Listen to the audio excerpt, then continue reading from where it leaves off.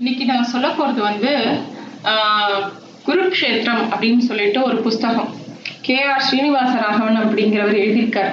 நம்ம எல்லாருக்கும் ரொம்ப பிடித்தமான மகாபாரத கதைகள் நம்ம எப்பயுமே சின்ன வயசுல இருந்து கேட்டு மகிழ்ந்திருக்கோம். நிறைய விஷயங்கள் அதுல இருந்து கத்துட்டு இருக்கோம். தினமும் படித்து கொண்டே இருக்கோம் அந்த புக்கை. அதாவது மகாபாரதத்தோட கதைகளாகட்டும், கிளை கதைகளாகட்டும், என்னைக்குமே நம்மளை அதை உற்சாகப்படுத்திகிட்டே இருக்கும். அது மூலமா நமக்கு ஒரு ஞானம் கிடைக்கும். ஒரு நிறைய விஷயங்கள் நமக்கு கிடைச்சுட்டே இருக்கும். அது ஒரு பெரிய அமுத சுரபி மாதிரி மகாபாரதம். அதுல எடுக்க எடுக்க நமக்கு இன்னும் குறையவே இருக்காது. எப்ப கேட்டாலும் அது அழுக்கமும் அழுக்காது. அப்படி ஒரு விசேஷமான ஒரு கிரந்தம் அது. இப்போ இந்த ஸ்ரீனிவாச ராகவன் என்ன பண்ணியிருக்காருனாக்கா, இந்த குருக்ஷேத்திரம்ங்கிற புஸ்தகத்துல 18 நாட்கள் நடக்கிறது குருக்ஷேத்திர போர். இந்த 18 நாட்கள்லயும் ஒவ்வொரு நாளா எடுத்து என்னெல்லாம் விஷயங்கள் நடந்தது அப்படின்னு விவரிக்கிறார். ரொம்ப சுவாரஸ்யமான இருக்கக்கூடிய ஒரு நூல் இது. எல்லாரும் அவசியம் வாசிக்க வேண்டிய ஒரு நூல்.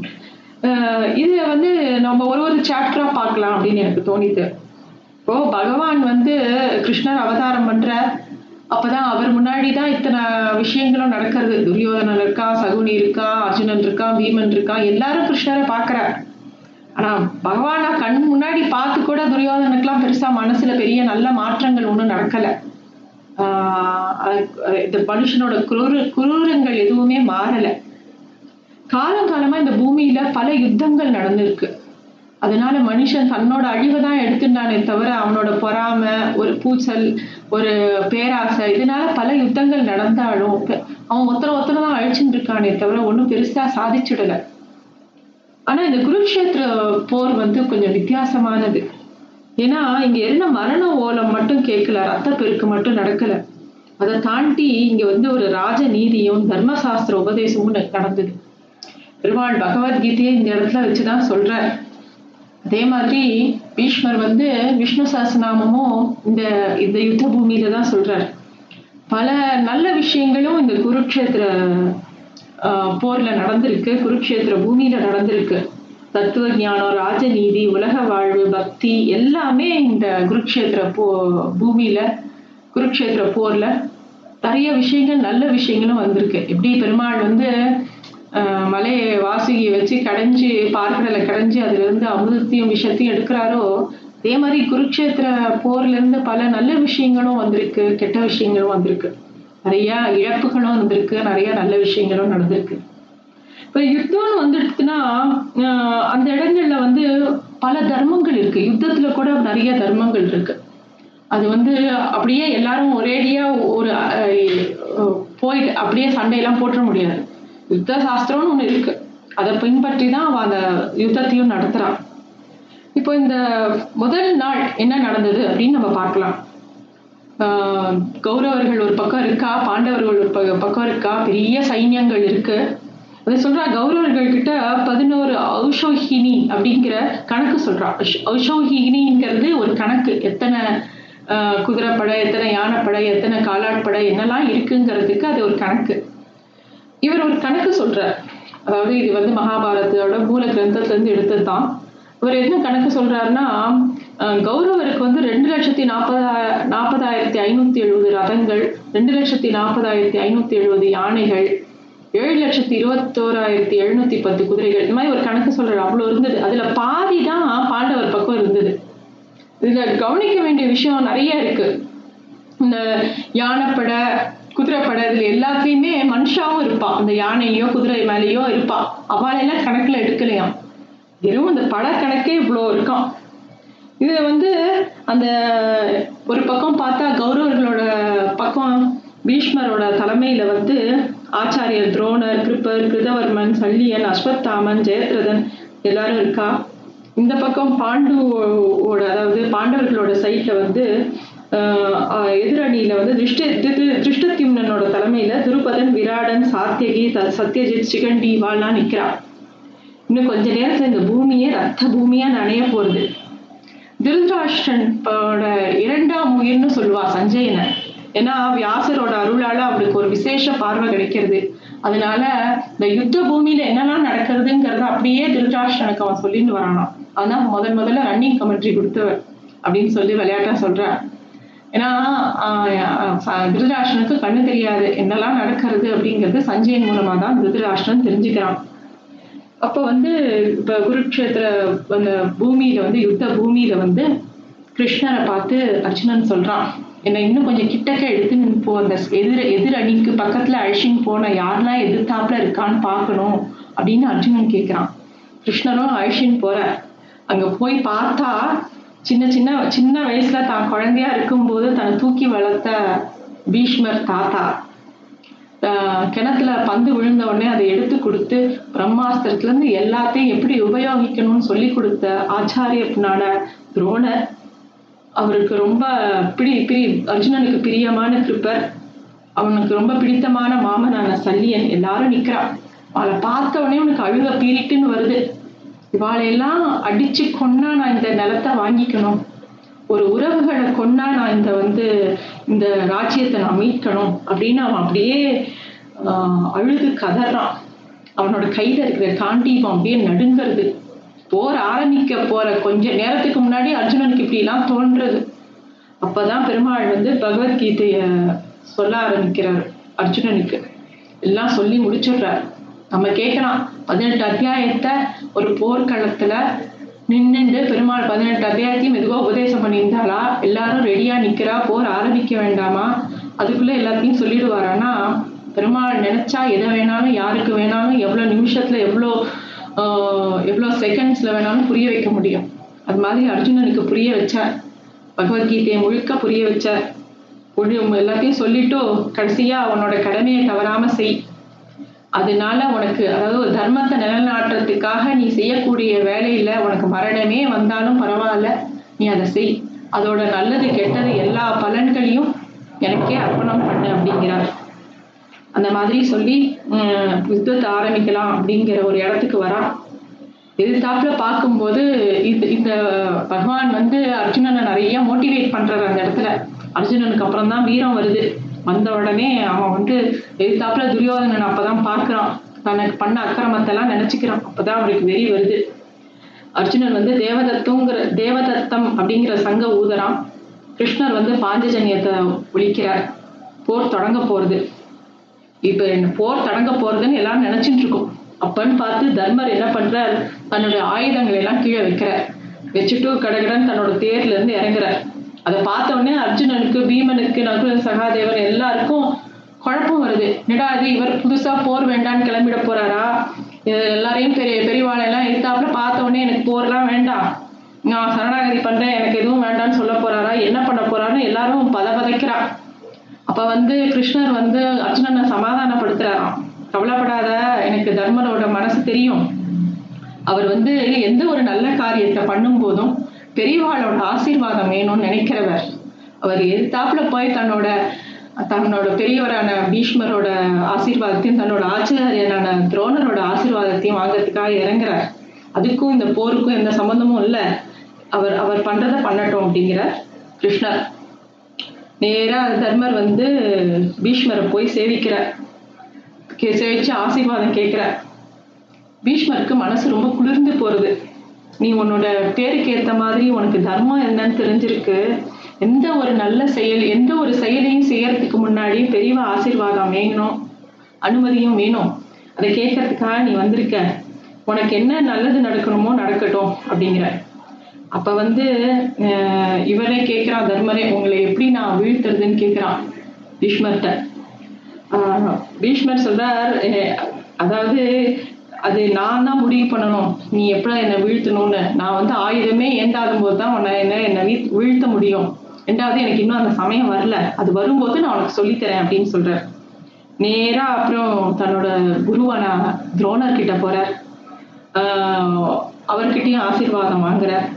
அவர்கிட்ட என்ன சொல்றாருன்னா, தர்மர், இப்போ இந்த போர்க்களத்துல நான் நிக்கிறேன்னா அதுக்கு காரணம் நீங்க சொல்லி கொடுத்த எல்லா கலைகளையும் வச்சுதான் இந்த போரை தொடுக்கவே நான் வந்திருக்கேன். எனக்கு நீங்க தான் வழிகாட்டணுங்கிறார். அதுக்கு அவரும் ஆசீர்வாதம் போடுவாரு. நீ யுத்தத்துல நான் இருக்கிற வரைக்கும் எதிர்பக்கத்துக்கு வெற்றி வராது, நான் இருக்கிற வரைக்கும் நீங்க எல்லாம் ஜெயிக்க முடியாது, நான் ஆயுதங்களை கீழே போடாத வரைக்கும் நீ என்னை ஜெயிக்கவே முடியாது அப்படிங்கிற துரோணர். எந்த மாதிரி சூழ்நிலையில நீங்க ஆயுதத்தை போடுவேன் அப்படின்னு கேட்கிறார் தர்மர். நான் மிகவும் நம்பக்கூடிய ஒருவன் எனக்கு மிகவும் துக்கம் தரக்கூடிய செய்தியை கூறினா நான் அந்த ஆயுதங்களை போட்டுடுவேன் அப்படிங்கிறத ஒளிவு மறைவு இல்லாம சொல்லிடுறார். அதாவது இந்த இடத்துல பீஷ்மருக்கும் துரோணருக்கும் என்னன்னா, ஏதோ நம்ம துரியோதனன் பக்கம் இருந்ததுனால, அவனோட சாப்பாட்டை சாப்பிட்டதுனால அவனுக்கோசரம் நம்ம வந்து போர் தொடுக்கணும். ஆனா எப்பயுமே தர்மத்துக்கு தான் துணை போகணுங்கிறது அவ பெரியவாளுக்கு தெரிஞ்சிருக்கு. அதனால தர்மன் வந்து கேட்ட உடனே அவளை ஜெயிக்கிறதுக்கு உண்டான யுக்தி அவளே சொல்லி கொடுத்துடுறா. அதுவும் அதாவது போர் சண்டை போட்டாலும் தர்மம் ஜெயிக்கணுங்கிறதுல அவ ரொம்ப உறுதியா இருக்கா. எல்லாத்தையும் சொல்றா. உடனே வந்து சல்லியன் கிட்ட வந்து ஆசீர்வாதம் வாங்குற தர்மன். நீங்க எங்க பக்கத்துலதான் இருக்கணும்னு நாங்க ஆசைப்பட்டோம் அப்படின்னவனே சல்லியன் வந்து இல்ல, துரியோதனோட உபச்சாரத்துல மயங்கி நான் அவனுக்கு வாக்கு கொடுத்துட்டேன், ஒன்றும் பிரச்சனை இல்லை, நீங்க வந்து என்னோட ஆசீர்வாதம் உங்களுக்கு எப்பயும் உண்டு அப்படிங்கிற. அப்ப வந்து தர்மர் கேட்கிறார், நாளை பின்ன என்னைக்காவது நீங்க வந்து கர்ணனுக்கு சாரதியா வரணும் அப்படிங்கிற மாதிரி ஒரு நிலைமை வந்தா அவனோட மனசை குழப்புங்கோ, அவனோட மனசுக்கு சஞ்சலம் கொண்டு வாங்கோ, அப்பதான் நான் எங்களால அவனை ஜெயிக்க முடியுங்கிற மாதிரி தர்மர் சொல்றா. அவனும் அப்படியே ஆகட்டும்ங்கிறார். ஸோ அதாவது இந்த யுத்தம் ஆரம்பிக்கிறதுக்கு முன்னாடி தர்மர் ஒவ்வொரு விஷயமா ஆசீர்வாதம் கேட்டுட்டு அப்படியே ஒவ்வொரு விஷயமா அவரும் கேட்டுட்டே வந்துட்டு இருக்கார்.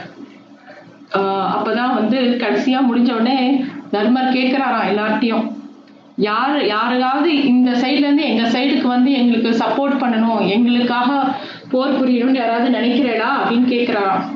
அப்ப யூத்ஸுங்கிறவன் வந்து நான் வரேன் உங்க பக்கம் அப்படிங்கிறான். இந்த யூத்ஸுவும் வந்து திருதராஷ்டிரனோட மகன் தான், ஆனா காந்தாரிக்கு பிறந்தவன் இல்லை. அவன் வந்து வரவும் தர்மரும் அவரை ஏத்துக்கிறான். யுத்தம் தொடங்குறது, சங்குகள் ஒழிக்கின்றன, எல்லாரும் பயங்கரமா சண்டை போடுறான். சண்டை அப்படி ஒரு சண்டை. பீஷ்மர் வந்து அப்படியே அடிச்சு தூக்குற இந்த பக்கம். பாண்டவர்களோட படைய பீஷ்மரால எதிர்கொள்ளவே முடியல, பாண்டவர்களோட படையினால அவரை சமாளிக்கவே முடியல.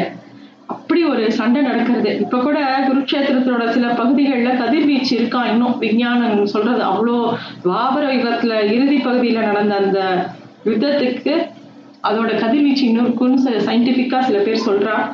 இந்த குருக்ஷேத்திரங்கிறது டெல்லி இருக்கு இல்லையா, அதுல இருந்து ஒரு 160 கிலோமீட்டர் தொலைவில் இருக்கு. அதாவது தர்மர் இப்படி பண்ணினதுனால, அதாவது அவர் வந்து ஒரு ஆசீர்வாதங்கிற முறையில பல விஷயங்களை அவர் தெரிஞ்சுக்கிறார். அவர் இப்படி பண்ணினது ஏற்றது இல்லையா, ஏற்றதா அப்படின்னு நிறைய பேர் கேட்கலாம். சத்திரியன்கிறவன் வந்து போர் பண்ணணுங்கிறது அவனோட தர்மமா இருந்தா கூட அதை தவிர்க்கிறதுக்கு அவன் முயற்சிக்கணும். அதனாலதான் அவ வந்து 5 கிராமம் கேட்கிறா, 5 வீடு கேட்கிறா. எதுக்குமே துரியோதனன் ஒத்துக்கலங்கிற நேரத்துலதான் அவ வந்து இந்த போருக்கு சம்மதிக்கிறா. இந்த போர் வந்து பயங்கரமா நடக்கிறது. பாண்டவரோட படையே அப்படியே தத்தளிக்கிறது. என்ன பண்றதுன்னே தெரியல. அப்படியே பிதாமகர் வந்து உச்சிக்கால சூரியன் போல அப்படியே தகிச்சுட்டு இருக்காராம். அப்ப வந்து அர்ஜுனனுக்கும் சுபத்ரைக்கும் பிறந்த வீர மைந்தனான அபிமன்யு இந்த குருக்ஷேத்திர போர்ல நேரா பீஷ்மரோட சண்டை போடுறான். அதாவது அவ குடும்பத்திலேயே ரொம்ப சின்ன பையனான அபிமன்யு அவ குடும்பத்திலேயே ரொம்ப பெரியவரான பீஷ்மரோட சண்டை போடுறான். அபிமன்யு அசரவே இல்லை, இப்படி சண்டை போடுறான். அப்ப வந்து இத பார்த்துட்டு இருக்கும்போது அபிமன்யோட ஆபத்தை கவனிச்ச விராடன் அப்படிங்கிறவன் வந்து அவனும் உத்திரனும் அவருக்கு உதவி பண்றதுக்கு அவன் கூட சேர்ந்து போய் சண்டை போடுறான். இந்த விராடன் யாரு அப்படின்னாக்கா, இவ பாண்டவர்கள் அஞ்ஞான வாசம் இருக்கும்போது இந்த விராடனோட வீட்டுலதான் அரண்மனையில தான் அவ தஞ்சம் புகுறான். ஒவ்வொருத்தரும் ஒவ்வொரு வேஷத்துல, அதாவது சைரந்திரி அப்படின்னு சொல்லிட்டு திரௌபதி, அதாவது அலங்காரம் பண்ணி கொடுக்கிறவரா அவர் வரா. கங்கன் அப்படிங்கிறவன் தர்மன், தாமக்ரந்தி அப்படிங்கிற மாதிரி பேர்ல நகுலன் சகாதேவர்கள், சமயக்காரனா பீமன், அப்ப பிருகநாளை அப்படிங்கிற மாதிரி அர்ஜுனன். அந்த இவாள்லாம் வந்து அஞ்ஞான வாசத்துல அப்படி இருக்கா. ஒரு வருஷம் முடிய போகுது. ஒரு வருஷம் அஞ்ஞான வாசங்க கணக்கு. எப்படியாவது துரியோதனன் வந்து அவளை கண்டுபிடிச்சிட்டா திருப்பி அவ 14 வருஷம் காட்டுக்கு போகணும். அப்ப வந்து துரியோதனன் தேடிட்டே இருக்கான். அதாவது ரொம்ப பலமா இருக்கக்கூடியவா 3 பேரா, கீசகன், பலராமன், பீமன். கீசகன் வந்து திரௌபதி கிட்ட தப்பா நடந்துக்க முயற்சித்து பீமன் வந்து அவனை கொன்னுடுறான். இது தெரிஞ்சுடுறது. அதாவது துரியோதனுக்கு வந்து கீசகன் செத்து போயிட்டான்னு தெரியாது. கீசகன் அழிக்கணும்னா 2 பேராலதான் முடியும். ஒண்ணு பலராமன், ஒண்ணு பீமன்.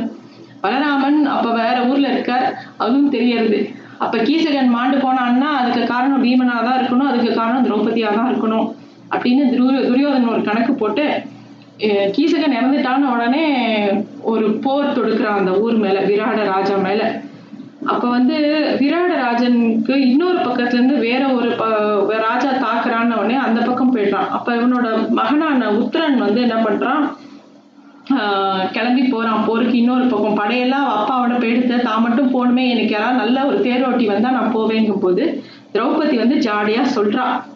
அதாவது பிருகந்தனையாக இருக்கக்கூடிய அர்ஜுனன் வந்து அண்ணா தேரோட்டுவான், அவனை கூட்டின்னு போ அப்படின்னு சொல்லி அனுப்பி வைக்கிறான்.